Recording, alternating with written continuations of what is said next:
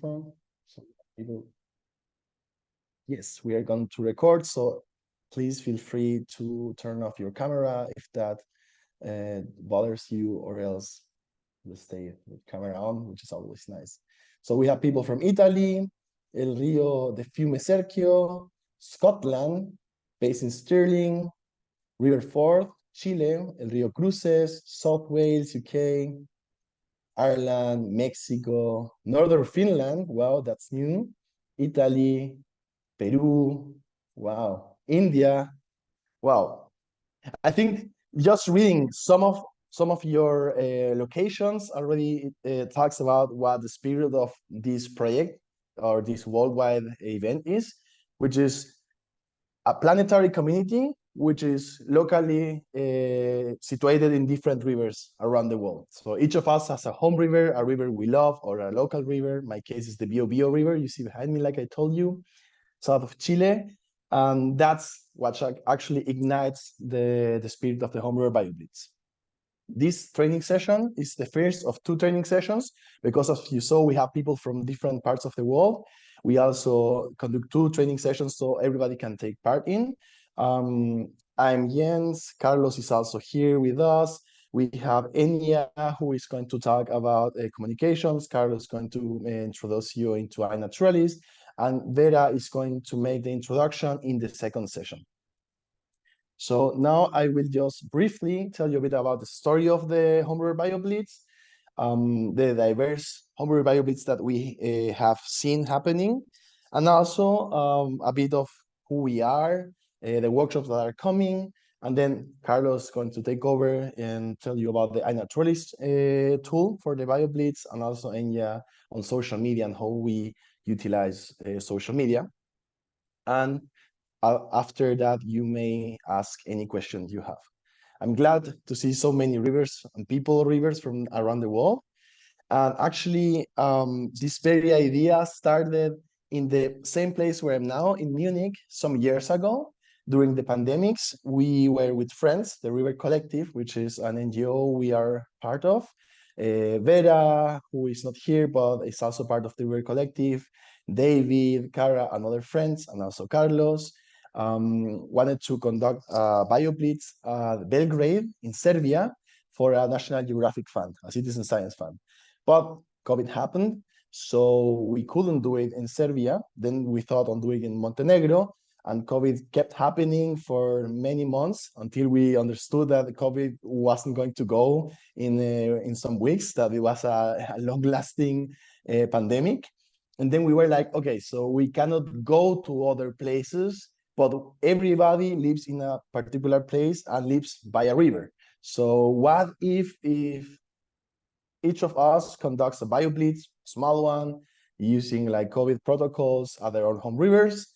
And we just thought on having 5 rivers coming together. Me in Munich, the Isar River, which is part of the Donau, the Danube. Vera in the Netherlands or in Austria, David in Italy, and so on. And so we just shared that among friends, and suddenly, after sharing that in National Geographic Network, we got an email from Zimbabwe, I think it was, or Rwanda, and then we got another email from India, another email from Mexico, from the US, from many different places around the world, and suddenly we just wanted to do something small among friends, to use the money from National Geographic to do something citizen science project, and it started scaling up. Without any expectations, suddenly we had like around 40 rivers around the world, and it was like, wow, this is really going to happen. Suddenly we had like a worldwide project that started as just a tiny idea in a little river in Europe. And that's the first Home River BioBlitz, which was in 2020, if I'm not wrong, Carlos. And you can see the poster from it. And then we did a second one. This team grew bigger. The Home River BioBlitz also, the community that started grew bigger. And for it was a key part, the WhatsApp group. So the WhatsApp group is going to explode. For those of you who already have been part of the BioBlitzes previously, you will see that during these 3 days, it explodes with images, videos from rivers all around the world, and it's amazing. It's like going in a trip to Malaysia, India, Chile, Mexico, Peru, Argentina, Germany, Nigeria, and so on. So you start like broadening your own scope of rivers around the world. And it's interesting because we as organizers, and by organizers, I mean we all, you as well, everybody that organizes a BioBlitz, it's like this bridge among rivers around the world. And then we also serve as a way of a medium to communicate this in our own local rivers. It's like, hey, this is actually happening all around the world. And that's a beautiful thing, right? So that WhatsApp group in a way has been holding together this community, which is trust build based. And it's not that we are aiming to have hundreds of BioBlitzes and like scaling it up. We don't want that. We just want to have fun, to raise awareness about diversity around rivers, and which in the end is our own home.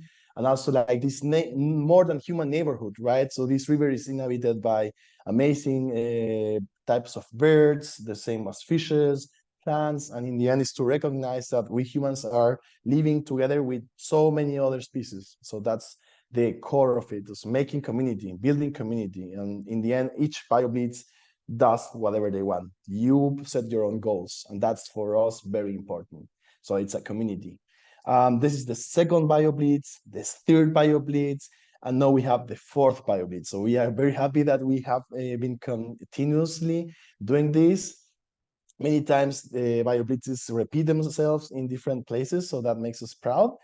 And for us, it's also very important to understand that these stories happen parallel. One thing, all of these images are made by a friend of mine who is an illustrator from South Chile, who is called Mauro Andres, and has really amazing talent on illustrations. That's important to recognize. So we have, like I told you, all these parallel stories. To the left, you can see the Ötztal in Austria, a river threatened by a dam, which is very beloved by kayakers. To the right, you can see, I don't know which river from Mexico. Maybe you, Carlos, know exactly which river? Well, I'm sure it's from Mexico.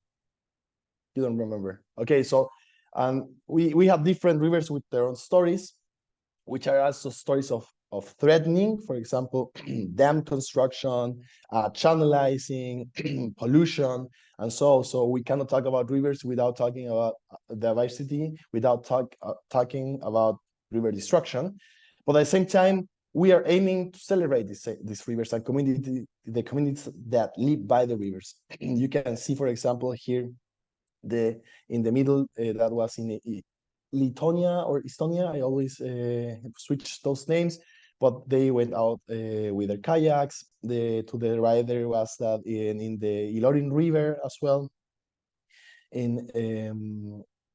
Yeah, you can see to the left as well, another, I think that was in Montenegro. So you can, all these stories happening parallel are about raising awareness about river conservation, but also celebrating the importance of free rivers. Here's a video. I won't show it to you, but I can share it in the WhatsApp group or in the chat. And it's interesting because and that's it. I think this is a part of our own spirit. We aim to show that the BioBlitzes are not like a core group that organizes this, but it's a group of people around the world. So each year, the person that tells the story is a different one.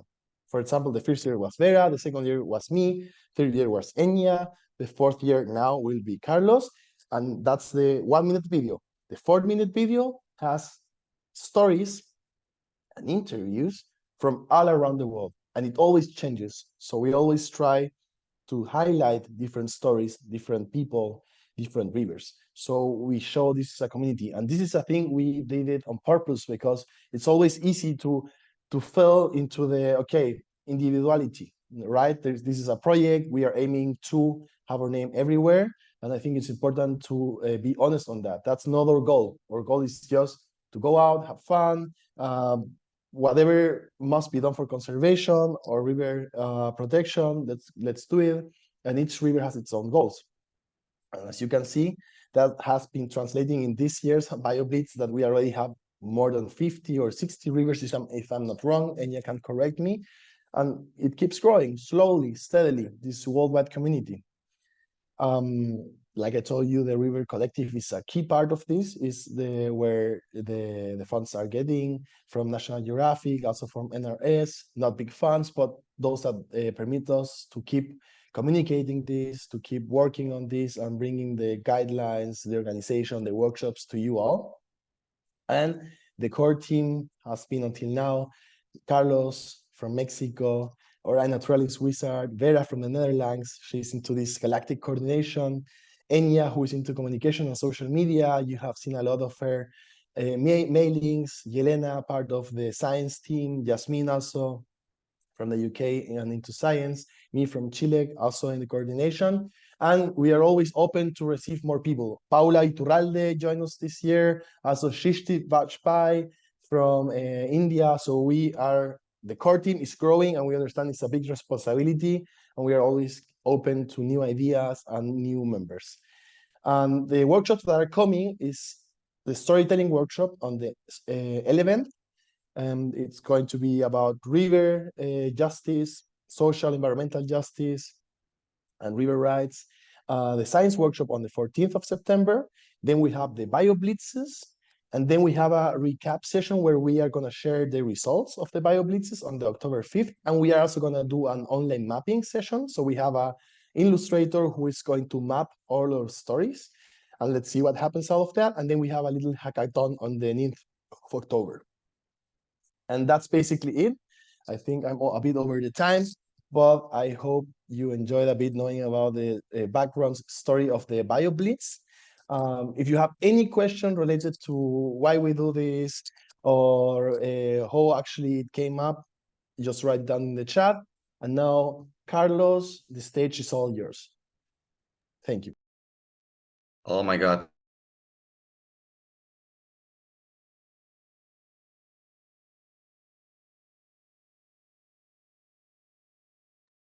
I think you froze.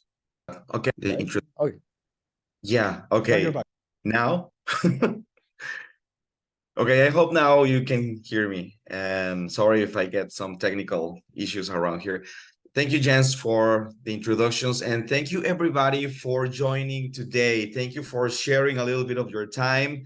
I know we have busy schedules. And okay, let's get started. I heard from the chat that some of you already have iNaturalist experience, and the purpose of this training is to have like a more uniform base, because we're going to be probably leading other people into this wonderful world of the rivers. And I want to share my screen now. Let's see if this works. Okay, no, probably this. Okay. So I just wanna get started a little bit on why we are talking about iNaturalist and mixing this up with the home river biolist. iNaturalist is the tool we can use to empower ourselves, to build information, to foster and care about the rivers. And please, if you have any question, comments, let me know in the chat. I will try to keep up, or even you can interrupt me. You can, I think you can unmute yourself. So we're among friends. We can actually overlap a little bit and say, hey, mister, I'm not hearing you. I'm not seeing the presentation, or I have a question about this. And you can see here the Home River BioBlitz says it's a worldwide citizen science project. To be honest, at the beginning, when I started with this, I couldn't make in my mind what science and citizens could be doing, because sadly, for me as a biologist, I was never taught that citizens could do and provide valuable information. But nowadays, it's really encouraging that this concept of citizen science is spreading every day. Is not that science is some like host or kidnaps thing for a guy in a lab with a code. And more citizens are becoming aware of the power that they have using technology to provide valuable information for themselves. So I'm wondering if when you're going to be working or having fun at the river, somebody's going to ask you, what is citizen science? Why are we doing this? What is the importance of this? Having a stroll, a hike, or swimming in the river, taking photographs or recording sounds from the rivers. So this is what I want you to know and to understand, all of us, that citizen science is not just about biodiversity. We can then develop things for other issues, maybe plastic pollution, or maybe sky monitoring for light pollution. There's a lot of things for citizen science, but we're going to focus today on biodiversity. And I want you to remember this image, because this image is what we used to know or work with biodiversity, probably just dead specimens preserved in a very renowned institution, university, which I'm not saying is not important. This is like a treasure for all mankind. But to be honest, what we are seeing here was not available to my neighbor, to my mom, to my relatives, my friends, because some of them are not biologists, or they're not like professional scientists. I don't know about you guys, but even for me as a biologist, it was really hard to get into these places and access the information. So citizen science came here to provide tools, not just for the scientists, but for the communities, which is more important sometimes, to get knowledge about the local biodiversity. And this is why iNaturalist will come in. So if you're already familiar with iNaturalist, just be patient a little bit, because one of the most common questions that we have around, especially for new users or new participants, is, okay, what is iNaturalist? And there is no particular definition. iNaturalist can be many things. It started just like a social network, and it's quite powerful the way it started, but I'm gonna get to that in a moment. The main objective of iNaturalist is just to connect or reconnect people to nature. It's a tool so we can go outside, and if something catches our eye, maybe a wildflower, maybe an insect, maybe the song of a bird, we can record that and we can keep that for ourselves, but also share it with the world. iNaturalist is a free online community, so nobody's gonna charge you for this or using this. Let the people know about this. Is free. You won't get advertising. You won't get offer any deals to get rid of advertising. It is something. It's free. It can be used on your cell phone, your tablet, any mobile device, or you can use it also on a web page. We're gonna focus mainly on the mobile device. But this is something that I really like to share. These guys here in this picture is just a bunch of master students back in 2008. These guys were presenting the final project to become masters. It was not on a biology school, it was on an information school in Berkeley. They dream about something to become a tool for the communities to connect with with nature. So this is how I naturally start, as a dream. I mean, we all have dreams. Some of them are harder to accomplish. Some of them probably are already accomplished. But I naturally started as that, as an intention from students, from young people, to provide a mean for people to become more connected to nature. And I gotta say, okay, this started on the United States, but it quickly become more widespread. And I'm very proud to say that Mexico was the first country outside United States to adapt and adopt iNaturalist and to translate it into our local Espanol, so everybody could actually use it and not be limited by languages. To be honest, Mexico was just the first country, and then many others follow, especially in Latin America and in Europe. Even that in Europe, there's also a lot of valuable citizen science initiative or country level tracking systems for biodiversity. We're still having gaps, especially in Southeast Asia and the African continent. We're hoping that we can get that fixed.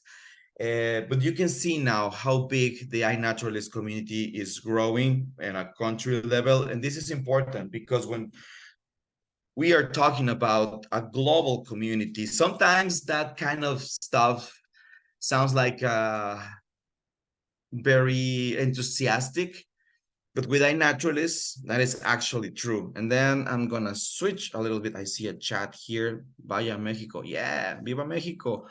Uh, Let me switch to the actual, okay, this is the website. I hope you are seeing the website now.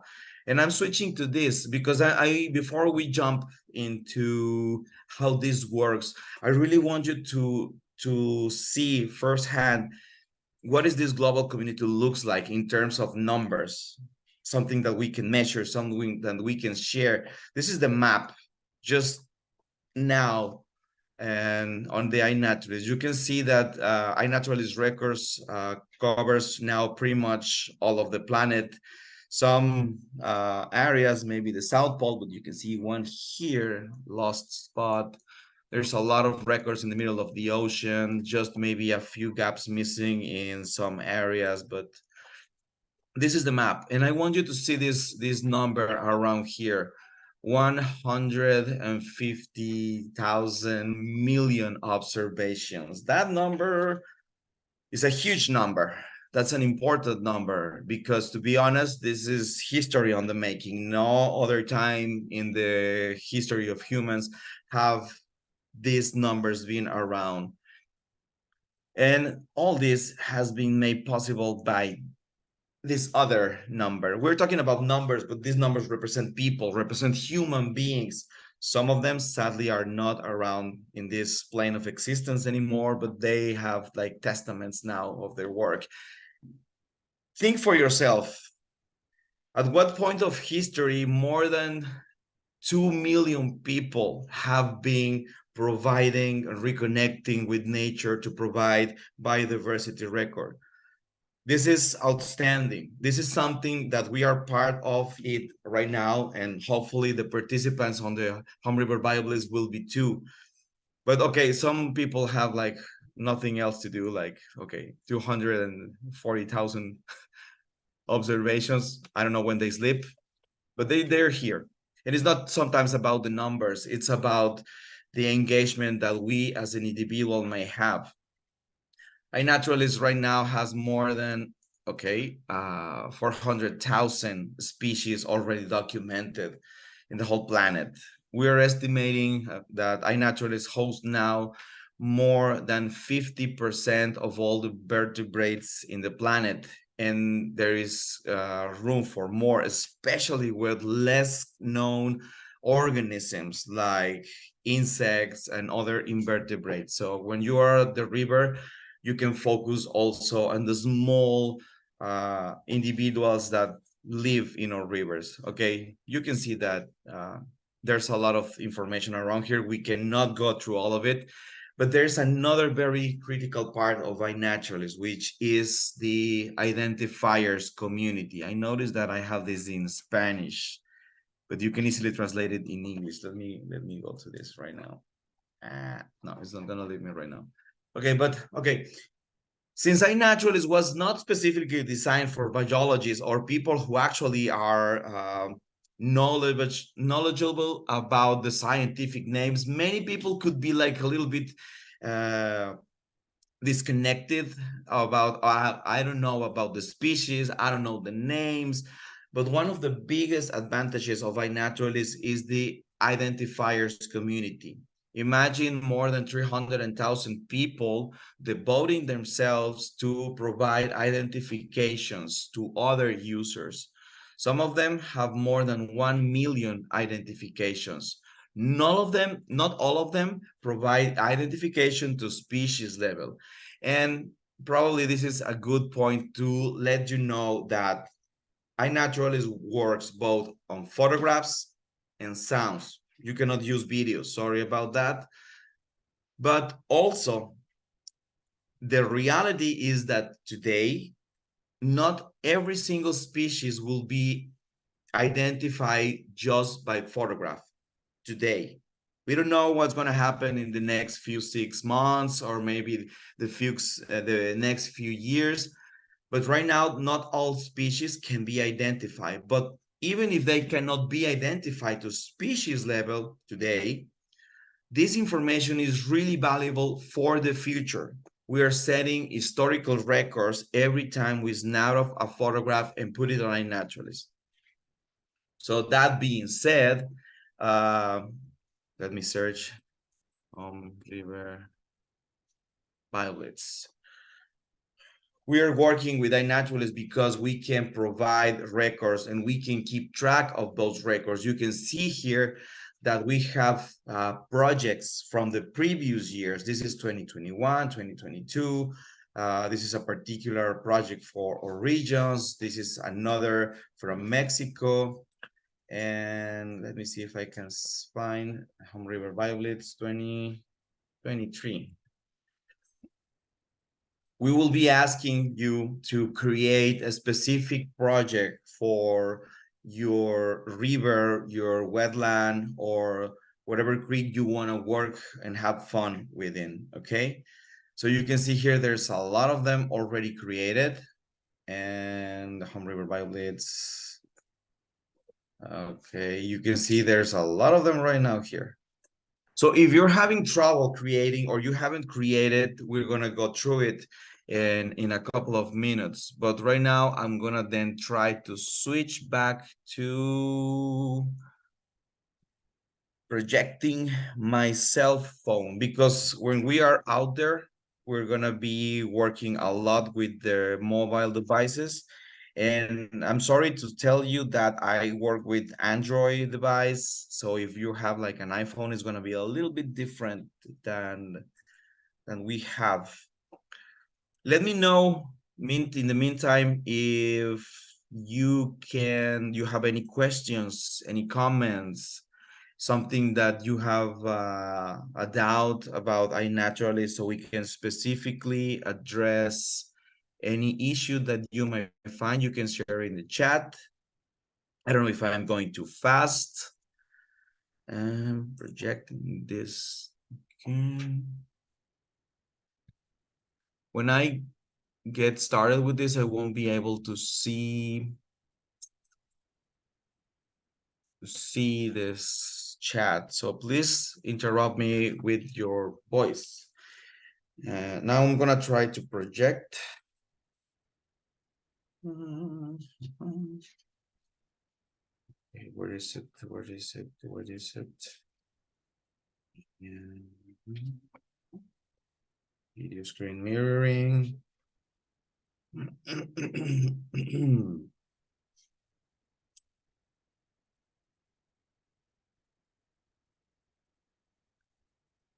Okay, now you should be about to see my cell phone, okay? So my notifications, okay. So very quick guide through. When you are on the BioBlitz, on the Home River BioBlitz, some of the participants won't have previous experience on iNaturalist. Maybe some of you don't have like previous experience on iNaturalist. So it's very easy. You can go to the Play Store. You just search for the iNaturalist app. And here we go. The iNaturalist app is this one, the little green bird on a white background. So you just install it. When you install it, it's just like any other app. When you open it, you will get like this. So this is what you will see on iNaturalist. You can log in with your Google account. You let the users know about this, and you can then sign in with just using your email, set up a password, set up a username, agree with the license in here. This is a very safe app or platform. I can testify that. I usually log with the account on my cell phone, like the Google account. You can see I have several accounts here, but I will log in with this one. What I'm going through this, because if you are a new user, totally new user, this is the tricky part sometimes because they ask you to verify your email address. And if you don't do that, you won't be able to fully participate in making observations on iNaturalist. So I'm going through this so we can share that later on with other participants. You must verify your email address. Many people don't have problems with this because they're very familiar with technology, but this is just to take precautions on this. You can see here that my email already has this confirm your email address.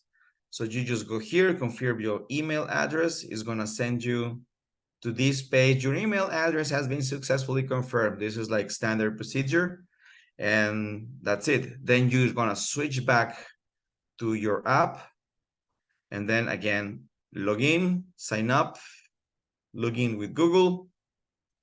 And here we go. This is it. You can see that my username was automatically set up. And okay, everybody starts with 0 observations, 0 species, 0 identifications, okay? Another thing very important that I will recommend is go to settings. And probably you want to uncheck the automatic upload because it's gonna consume data on automatic behavior. So just recommend that you uncheck this or tell the others to uncheck this unless you don't want to, you want to save your data, okay? Another important thing for iNaturalist, the licenses. I don't know if you already know that you don't lose the ownership of your information, your photographs, or your sounds. iNaturalist uses copyright licenses, Creative Commons licenses, which are globally used.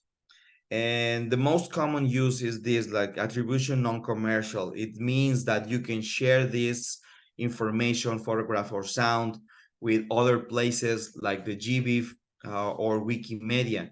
And this information is also available to other users. In this particular, the one that I select, attribution non-commercial, it means that everybody can use this information as long as they credit us as users and they don't use that for commercial purposes. But you can set this in the way that you prefer. This is something that you should know. You don't lose the rights on your information. This is important, okay? You can set up the language. There is a lot of Espanol, different types, Argentina, Colombia, España. There's also French, so you can play around with this, okay? Also, okay, if you're in a particular country, there's a particular country for some regions, like Canada, Colombia, Mexico, Portugal. There's a few countries already with a specific network. Most of the time, if you have a particular already created network, it will go automatically to that. But if you live maybe in Southeast Asia or Africa, you will need to use the global network. So just be aware that some countries have a specific network. Stay on your national network. That helps a lot to grow the local community. I was supposed to be like in Mexico here. Naturalista Mexico. This is us here in Mexico, okay? And settings again, sorry. This is just a quick go through. So if you're leading a bunch of new users, be aware of this. It's good to have a short talk with this about this. Also, please be aware, edit your profile. What it does mean? It does mean that you can change your username so it fits you better. Please provide your name. Your name, it goes out with the information. So if a scientist around or across the globe wants to credit you with for a picture or a sound of a record, it can give the proper name to the research they are doing. So please provide at least one name or one last name. I provide my full name here, and you can tell anything about yourself. This helps again to create community around us. Maybe you're an engineer, maybe you just are a person passionate about nature. Let other users know a little bit about you, because you can look at your profile, see, and you can also follow, follow, follow. You can also take a picture of this, and this can now be your profile picture. Okay, it's not showing, but hopefully in a moment it will show. Then you just save it, and you can personalize this in many ways. Okay, so now that we are setting up here, probably you'll be wondering, okay, how to make an observations. You can go just to straight to make an observations down here in the lower right part. You can just add, and it will prompt a couple of options. And I never recommend to upload an observation with no media, because that observation will not have any evidence of what you are seeing. For very special or unique, maybe you just saw a polar bear and you were not able to take a picture, or you saw, I don't know, a jaguar and you were able to take a picture, you can upload with no media. I also don't recommend to take photographs directly from the app, because sometimes it takes more time to do it. But I will really recommend you to go and just choose images for your gallery. You can record sounds directly. That I actually do recommend, because it takes you directly to your phone recorder, and that will help. That's more easier than just taking pictures. If you go to choose image, it's just going to, okay, I have a lot of pictures around here. Okay, let's say that I just went outside and anyway, it's not showing the rest of my gallery. Okay, then I will have to work with this. Choose image. Let's say that I took this couple of picture. I just selected one picture, right? Like this little tiny moth here. And you notice that time and date already appear and location already appear in here, okay? This was taken at home. So this is an observation. I didn't mention this, but what is an observation? An observation, it's an encounter with nature.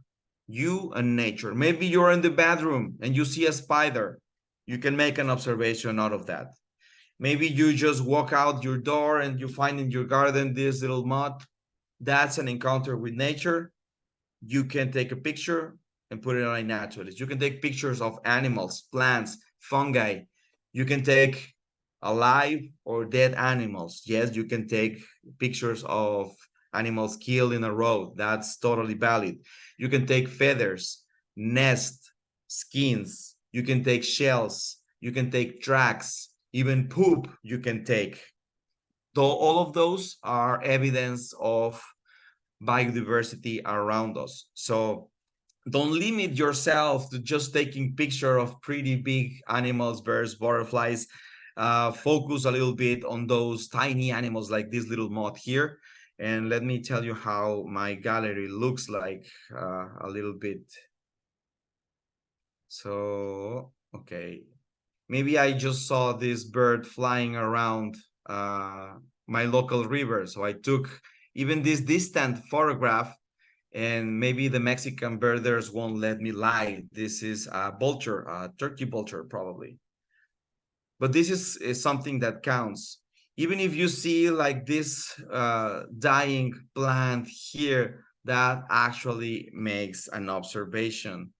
Even if you don't have a professional camera and you can just snap something like this dragonfly, which is a little bit blurry, that actually makes an observation too. Tiny dragonflies like this, they can also be identified to species level. Believe me, there are people really experienced enough to identify even sometimes blurry pictures. And maybe you found a dead bee around your river. You can also take a picture and a photograph of that, and you can put it on iNaturalist. And okay, sometimes you can spend a lot of time doing that. Okay, one very important thing. I mentioned that observations should have the evidence, which is the photograph or the sound. The other two elements critically important for observation is time and date. So make sure your device have properly set up this. And the third one is location. Location can be a little bit annoying sometimes because most of the time, or sometimes we don't have the GPS activated in our cameras.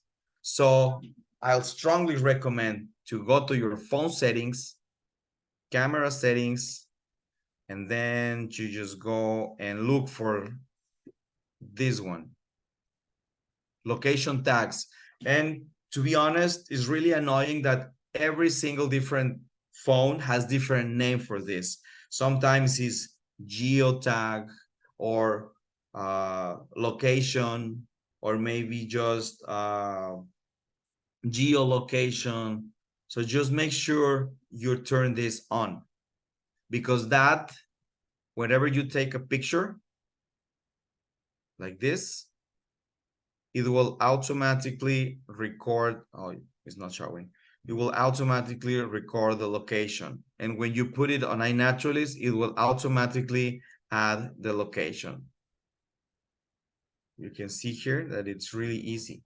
And if it doesn't have the location, you can just search for a specific location and you can just zoom in or zoom out to make it like more accurate. That's important too. So please remember, the critical parts of the observation is the evidence, photograph or sound, time and date, and location. That's the most important. So let people know about this. Why I'm not mentioning the species? Because that's not important. That will come later, and you can even put observations without any identification, which is not recommended, but you can do it. So let's get to this. iNaturalist has a growing community of identifiers, right? We saw that there are more than 300,000 people doing that. But in addition to that, we have also this image recognition system, which iNaturalist calls computer visions, which is something just that recognize species. So it's important that you just saw it. Just click on this. It works a little moment on that, and then it provides suggestions. And believe it or not, these are like sometimes very accurate suggestions. So they say they're pretty sure that they're in the family of the geometry mods. You can go there and find a little bit more about this particular group. And then on the other side, you can just even start comparing with the top suggestions. How do we compare? We just click on these little arrows here, and they will provide a reference photograph, which doesn't look like the one I took. Remember, these are just suggestions. These are not mandatory to be selected.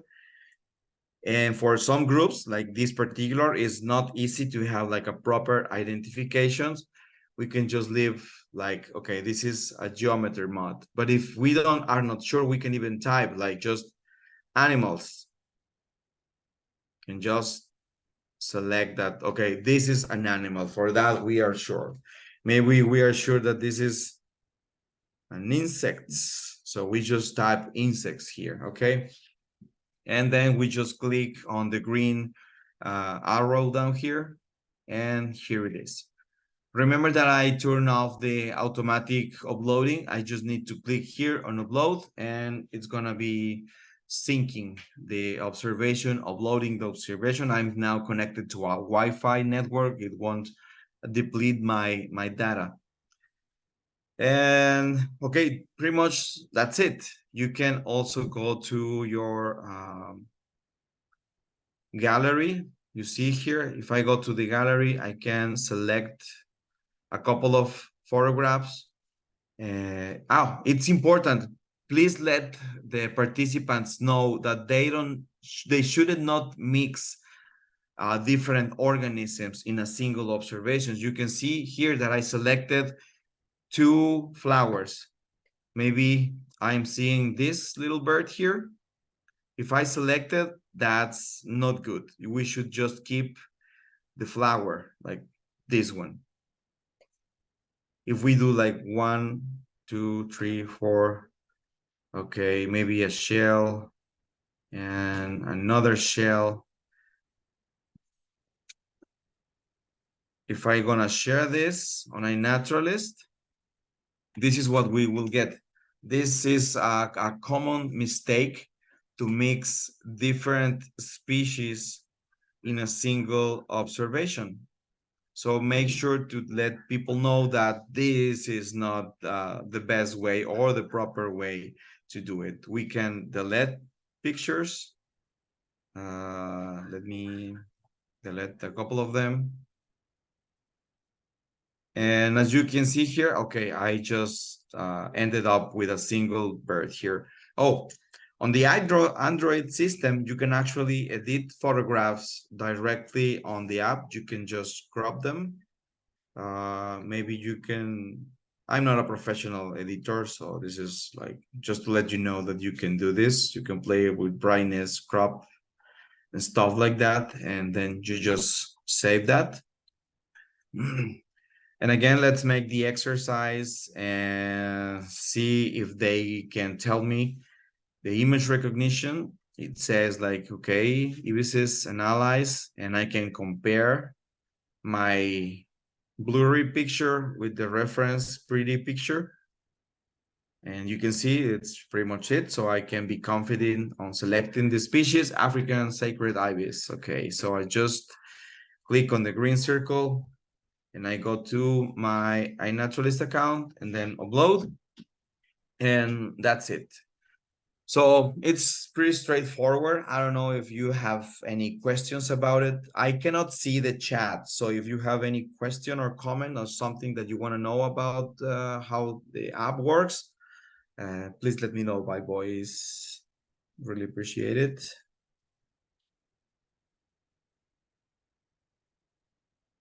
Hello? Nope, not yet.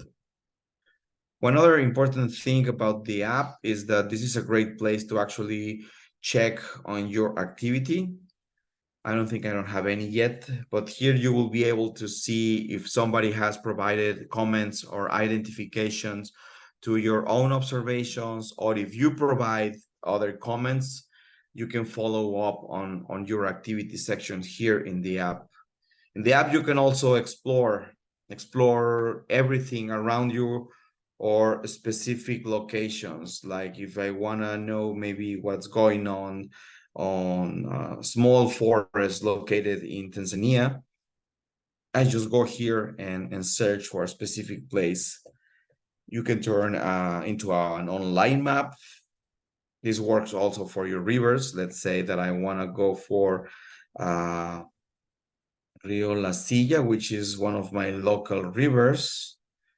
Okay, I can search for that specific area and you can see this is where I am located. This is home, and I have a nearby river in the city. You can do the same thing with your local river and you can see how many species you are or you already have in that. Okay. Okay, last chance. Any questions on how the app works?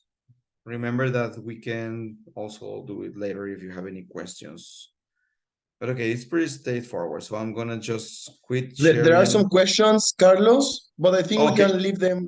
They are written down in the chat, but I don't know if you want me to read them for you or Yes, Okay, if you please, want that, because I I can do it. cannot see the chat. Okay, so there's one from Elijah Graham, which Mhm, is when collecting iNaturalist data on the day when with attendees of our BioBlitz, how mhm. best is it to collect the data? For example, there isn't much a point in taking 20 records of one particular snail, but distributing different species sightings among participants is better. Yes, that's an excellent question. Excellent question. Yes. Okay.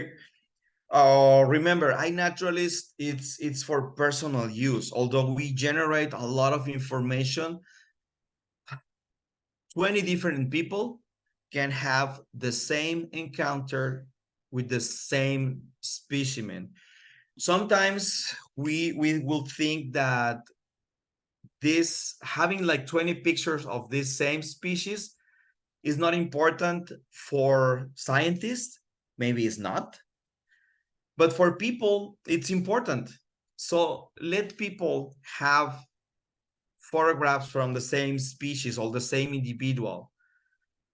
Scientists will find a way to deal or to just filter the repeated observations. Sometimes it's actually important because people or scientists doesn't believe that the species has actually been seen there, and providing like 20 different observations from the same species at the same time is like the irrefutable proof that this species was found in there. Sometimes people provide actually different angles or features from that specific specimen, actually providing the scientists to the characteristics or the traits that will be made possible the identification. But to be honest, just don't disencourage people to take photographs from the same specimen. I don't know if that makes sense. Okay. Can I intervene, Carlos? Yep. I completely agree with you. And I just want to remember the power of field guides, of books. So for sure, like 20 pictures of the same snail are not necessary to identify it or for data, but you can always have a field guide with you. And that's a very strong tool to also make 20 persons around the same snail know the name of the snail. So it's not necessary that each of them takes a picture and then you wait to identify the species, but you can also have field guides that help you depending on if you're a biologist or any other field of science, but therefore your participants will know the name or of the species or at least the genus. So that's Mm-hmm. also very important tool, and don't forget about that. Thank you. Yep. Any other question about? There are three more questions. So that was from Elijah Graham. Now there's Oh. another question from Elijah, and it's new to iNaturalist. The Elia. The data is uploaded to iNaturalist and checked, but we can also access this data for use as an organization. My Yes. organization, my organization, a River Trust, will be able to access these records at a later date if we needed to use the information for our projects, for example. Very good question. Yes, that's another excellent question. That's one of the greatest values of iNaturalist. The information that you or any other users shares and uploads there, it's totally free to consult after, and you can even download data sets directly from iNaturalist or the GBIF site. GBIF is like more like formal stuff for publishing, but yes, you can use it later. You can continue building information data sets in the future. And as just as we get out of the app, I'm gonna show you that because that's very important. Actually, when after the Home River BioBlitz it's over, in the recap session, we can see how much species we found on which rivers. We can actually also track how many participants were uploading observations. So the answer is yes. There's a lot of room for follow-ups sessions, and yeah.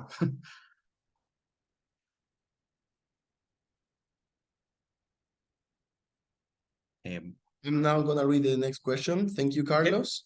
Which is from Sasha. Is your mail public in iNaturalist? Because they will not prefer their primary email to be available to all. So it's a very specific question. Yeah, no, your email is not publicly available. You can send messages, like if you have like this here message. You can search for, I don't know, Aztecium, or maybe you want to send a new message here. You must have trivial verifiable. Okay, since I'm a new user, let me try to change my account and okay. But then you don't get like publicly information of this. Was you just want to share? Okay, let me go with the big one. Here's my other account. This is the one that I actually use. And you can have messages receive or sent for a lot of people, right? But your email is not available. Let me switch back to okay, here.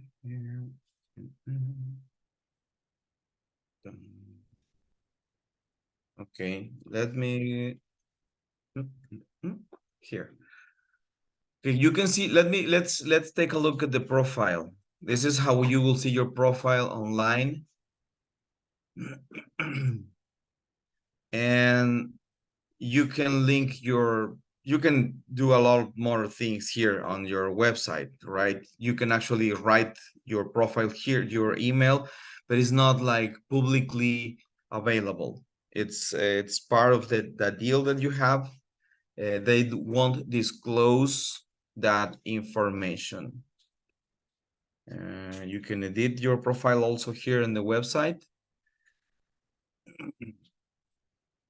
And actually, this is in Spanish, but it says your email will not be shared with other users on iNaturalist. So that's actually written and state here. Okay, so I hope that helps a little bit on that. Yeah, Sasha put their thumbs up. So there's another question from Elise Wilson, and I see that we have more questions. So maybe what we could do is give space to Enya to present, because Yep. her presentation is really short, and then you finish answering their questions, Carlos, so we can also have that space. So Sure. if that's okay for you, Carlos. Sure. Sí. Yeah, bueno, gracias. So now we want to have a small presentation by Enya, or social media person, and then we're gonna keep answering the questions. So she has also a bit of space to present what she has to tell you. Enya, ¿estás por ahí? Yes, here I am. Thank you, Jens. Just a quick recess from iNaturalist. Let me share my presentation.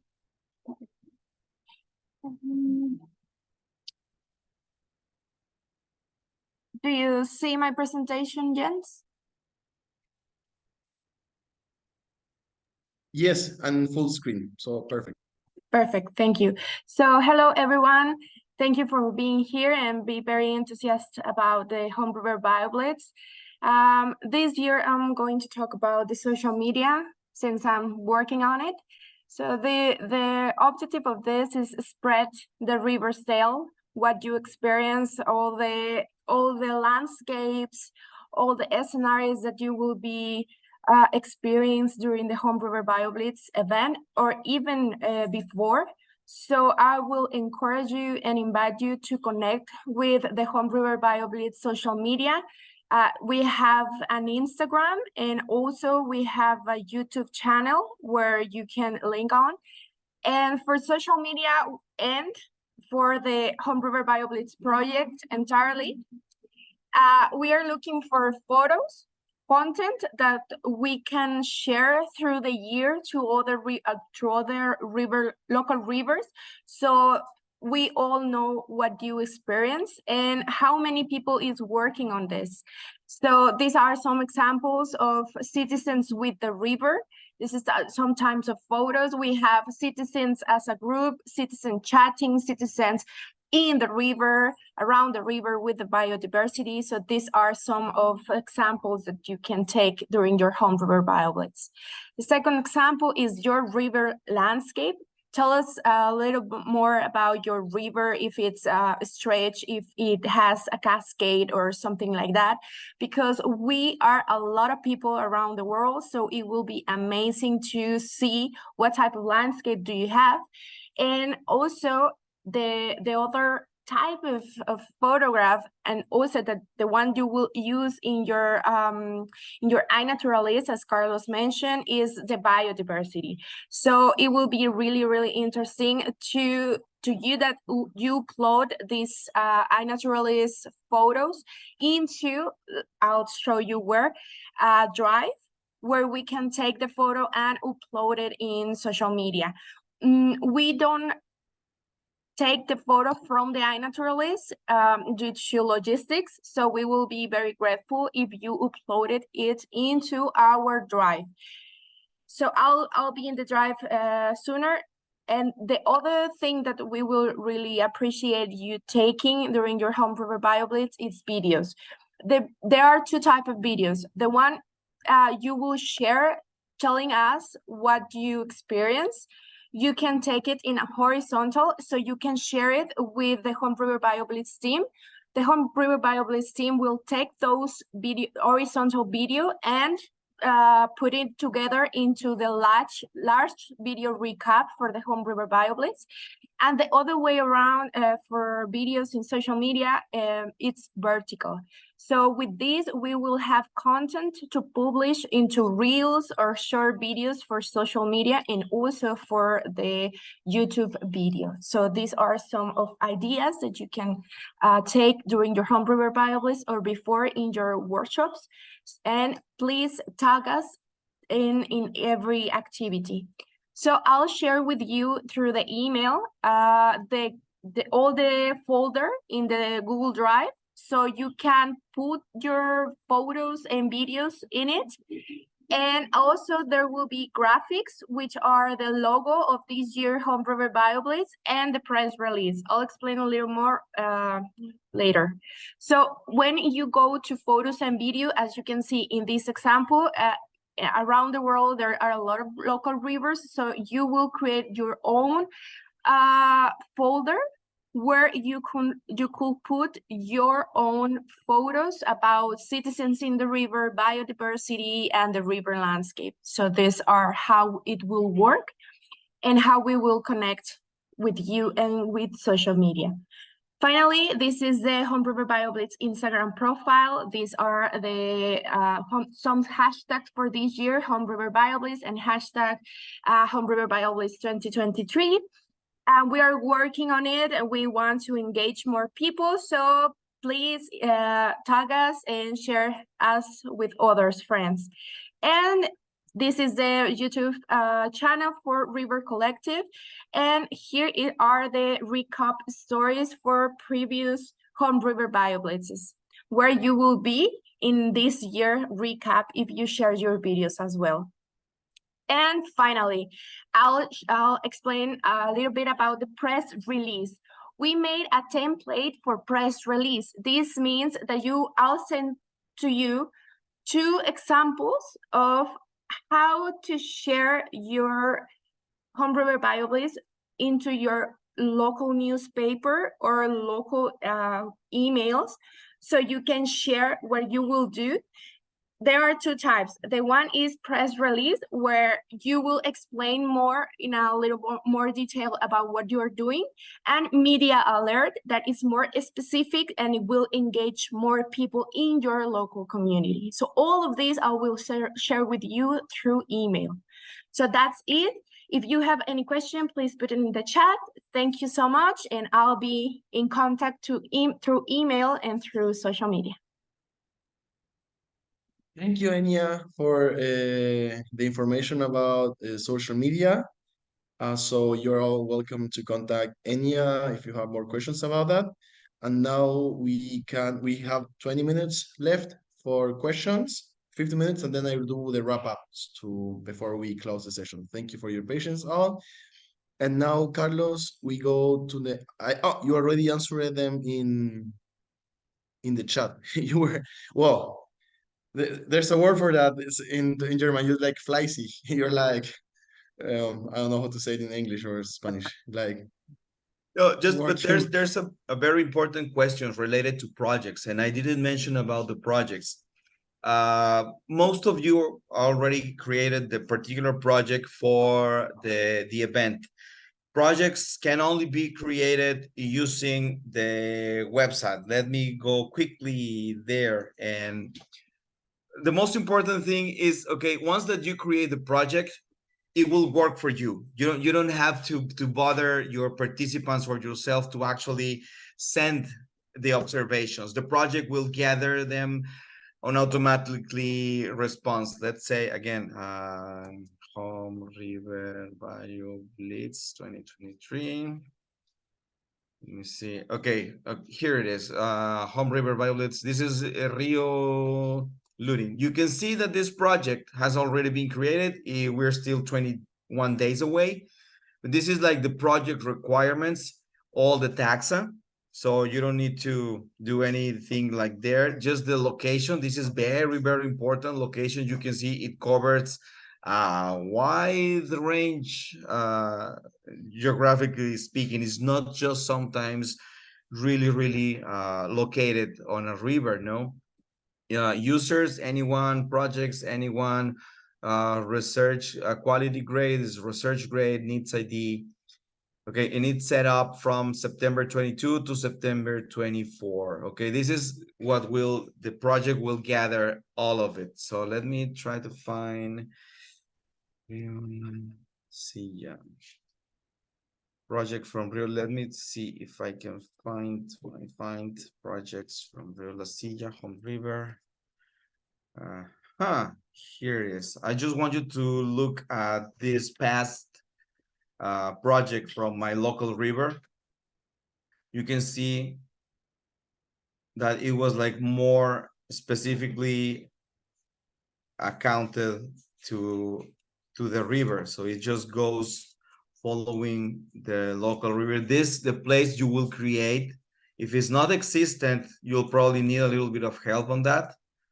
We can provide technical assistance to create places because that's a little more tricky. So just send us a WhatsApp message and we can help you to create specific places if they're not existing yet on iNaturalist.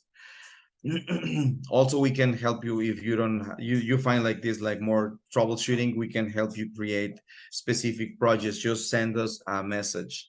But again, you don't need to send the observations to the project. The project will do that for you. That's important to know about and to know the participants about it, because sometimes they worry because they cannot send the observations, but they don't need to. The project will work for you. And I don't want to drag you much about this. Okay, Elijah, if you don't have 50 observations. Yes, actually, if you're leading some other participants, it's really helpful you can spend a couple of days having fun and making observations. So the day that you will be leading other guys, you will have like a little bit more experience. Yes, it's perfectly fine to go in advance doing observations. You can actually go to the place and do some observations, so you will have like more sense of what you're gonna find in there. But if you don't have the trouble that you cannot create like the place, we can help you out with that. So don't worry. Sorry. I don't know if there are other questions. If you want to try, this is like a little bit more advanced for new users. Before you create the project, you will need to create a place. And to create a place, for that, you will need to have like 50 observations. If you want to create a place, you will need to go to here, more, and then places. And here it is. If you want to add a new place, just like this, the tricky part is that you cannot create the polygon or the boundary here on iNaturalist. You will have to do that probably on Google Earth. That's the easiest way for me to create a specific polygon. Remember, it will need to be a closed polygon on Google Earth. And you have to save that in this specific format, which is KML, because Google Earth has this KMZ or KML. KML is the one that we need. So you just provide the name. You just provide a specific region, like maybe Morogoro. No, it's not gonna work. Like a state where the river is located. You have to provide a specific KML file. Let's see, like, okay, like this one, or there are several around here. You can just select, by the end, there is a category name zone. And lastly, this is very important.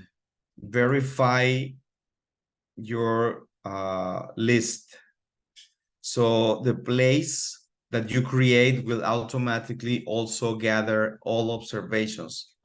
So it's just name, where it's located, providing the KML, and verifying the list. This is very important. Then you just save the place. I'm not gonna do it right now, although I can delete it later. But this is the way that you can create a place. Now that we have this place, we can go just to projects. And if you want to create a new project, you can create as many projects as you want. I have like hundreds of them, but you can start a new project. When you start a new project, you'll be prompted to this page, and you can select a collection project and umbrellas project. We're gonna use a collection project. Collection project is just a way to gather information. You just name project. You can make it pretty. You can change colors. Let's see, I don't know, purple. You can select a banner. You can select an icon. You can just explain what the project it's about. Sorry for my typos. This is the type project, collection project. And this is important. Okay. Rio, Santa Cata. You have to specifically address this, the place. This is why we created a specific place. So we can have just observations for that place. You won't need to do anything with this and with users. Just leave for the Home River BioBlitz project, just use place, nothing else. This one, only members, please don't do it. Annotations, nothing there. Quality, just research grade or needs ID. Media type, also like this. So you don't need to do anything with anything else. But with the project, yes, with the dates, we're gonna set up for September 22. We erase time and date, and we also provide, okay. So we now have like a range for dates, and we have a specific place. This is the main features or requirements for the project. And then you just go and complete, and it will be saved. And that's it on how to create a project.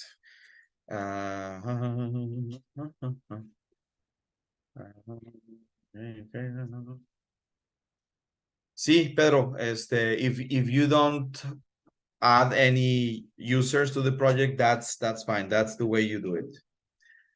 Uh, Okay, I don't know if there's any other questions or comments about this. This is sometimes the tricky part for organizing participants. So if you have like more troubles using this, let us know on the WhatsApp group. You can send me a specific message. That's totally fine on me. And well, let us know if you have any other questions. Okay, Chance? Thank you, Carlos. Yeah, like Carlos said, feel free to use the WhatsApp group to actually make these questions, please in English for those who speak Spanish, because we know we tend to take over a bit with our language, which I understand. But so everybody understands what is being asked. And yeah, Carlos, Vera, me, or any other team member may answer, or even you can answer it among yourselves. I know many of you already know how to use.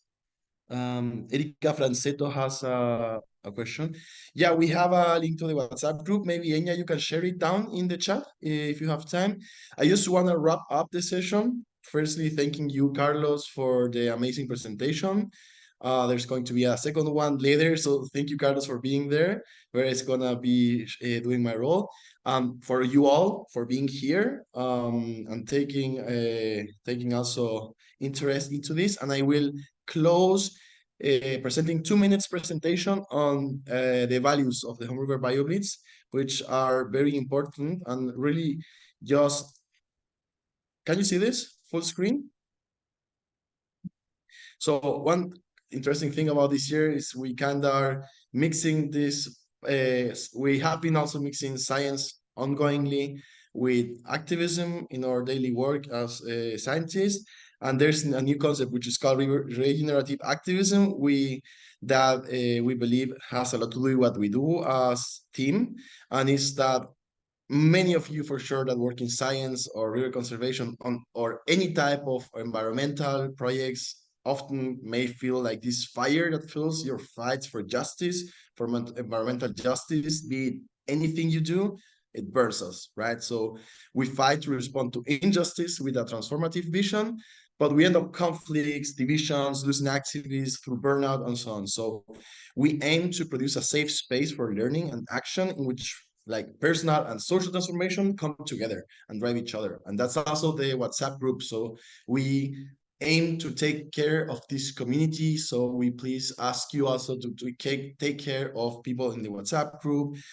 There are so many projects around the world that show this. For example, there is this kayak school in Alto Biobío, where they started protecting the river, doing kayaking. And I think it's interesting that any type of activity that gets us in the river, for me, is at least a type of regenerative activism where we remember, why are we doing this? Why do we spend 1 hour and a half in front of the computer for free just because we believe in rivers and also in nature conservation? And not only that, because we are trying to build community.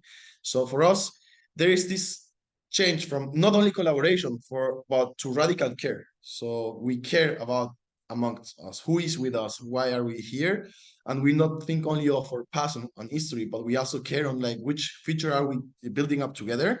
And for that, it's very interesting that this year the image you saw as the banner for the BioBlitz is based on the Garden of Early Delights.